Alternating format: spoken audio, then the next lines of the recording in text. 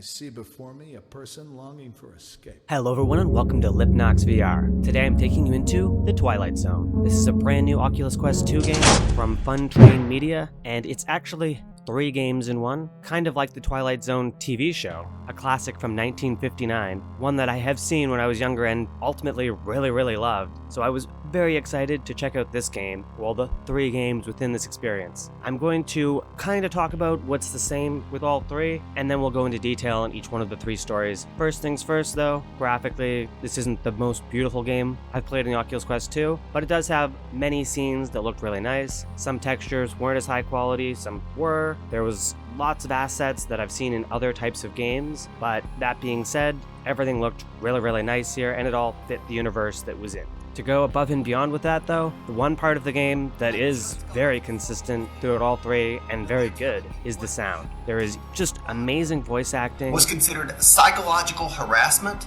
Amazing sound effects, and when things are supposed to be loud and spooky and scary, it really hits you in the headset, and if you're not wearing headphones, you can almost feel a rumble at certain times because of how loud some of these spikes are, and that is a really cool experience, and I really like that. The other thing, other than those 2 things that's consistent with these, is, well, they each have great storylines. They're all Twilight Zone-esque types of stories, and I enjoyed the story in all 3 of them. But that being said, they have gameplay mechanics that in a lot of cases are good and in some cases are bad, and I'm going to go into the very first one because the first one, the gameplay is pretty much perfect, but the first one is our story 1, and we are a video game director, and basically I'm not going to spoil any of the story in that regard, other than that we're a video game director, but we're going through this video game office building, trying to escape from, essentially, us. Basically, at the start of the game, we create a character, it asks us to record these lines, which we don't know that they're for, and then this character we've created hunts us and continuously shouts these lines. So it's pretty jarring, pretty terrifying to hear yourself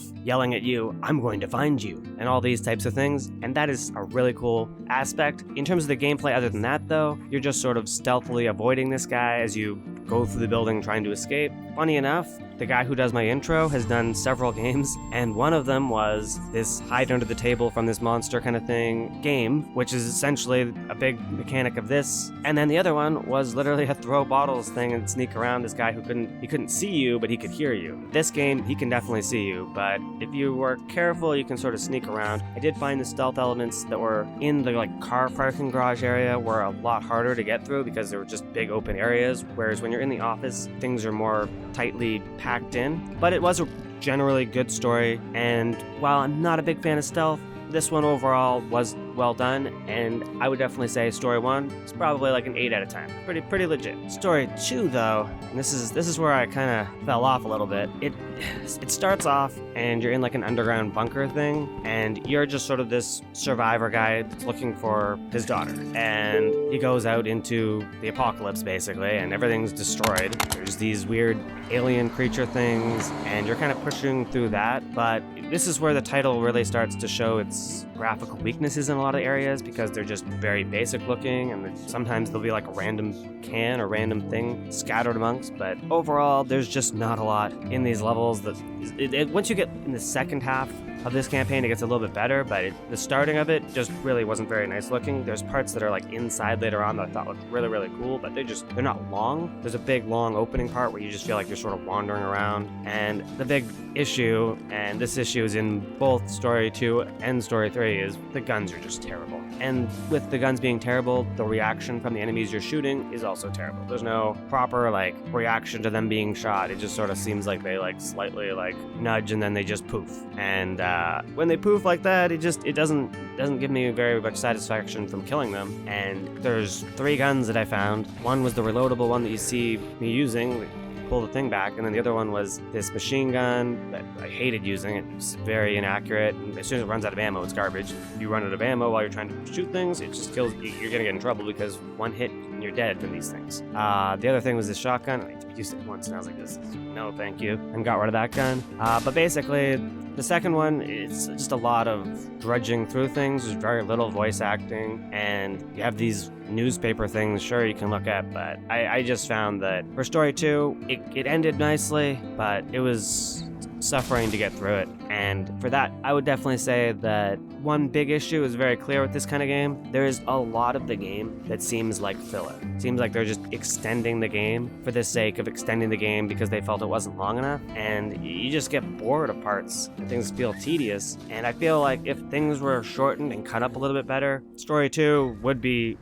maybe it would only be 25 minutes, maybe 30 minutes, but it'd be an awesome 25, 30 minutes. And I just don't feel like it is right now. So I think for Story 2, you're looking at like a 5 out of 10 experience for me. So definitely do not buy it for Story 2. Now Story 3, which, yes, you have to beat Story 1 and Story 2 to get to Story 3. I don't know why they did it this way. Honestly, I think it would have been better if they just sold these as individual games and you could pick what you want, because the stealth one at the start really has nothing gameplay-wise related to the other two. So if you want to play this stealth game, you gotta buy the other two, and you know what, if you want to play the third one, which is the one I like the best, you gotta buy the other two and play through the other two. But the third one, we're in a house, and I love this house. There's like a TV you can turn on and watch cartoons, details are nice, it looks nice, and we do some tasks or whatever in the house for fun. Everything gets all crazy, lights go out, and boom, aliens. So then it gets us to repeat, which I guess after we've been captured by aliens, repeat the day over and over again and keep doing the same thing in the house. And then things get obviously crazy. I really don't want to spoil things, but there's things floating in the air and all this kind of stuff. We go into this crazy alien world, and yes, there's the pistol I mentioned that we can shoot guys with. It's not the worst gun ever, but it's probably the worst gun I've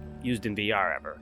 It just doesn't feel very good, and when the enemies die, they just kind of explode and you see the random eye on the ground, and it's like, oh, the eye looks cool, but, there's really cool things floating in the sky when you're in the alien areas. And again, another really good conclusion on the storyline. It's about a science fiction writer. He does alien book things. And you know what, I'm not going to give away any of the twists for these things, but I like the message the third one told us. Overall, with the Twilight Zone VR, it's hard to overly judge this in a negative way, because you're getting the 3 different stories and it's very Twilight Zone-esque stories. I just feel like in a lot of ways, none of these feel like they're as good as main titles like things like Walking Dead or Resident Evil. And with Twilight Zone, I think that it could have had a little bit more care and effort to sort of make these things just a little bit better, because like I said, the third one feels really, really cool, but it's still, the pistol aspect just drops off. And the second one is just drudgingly at the start, and it ends with a decent bit of fun, but it's still,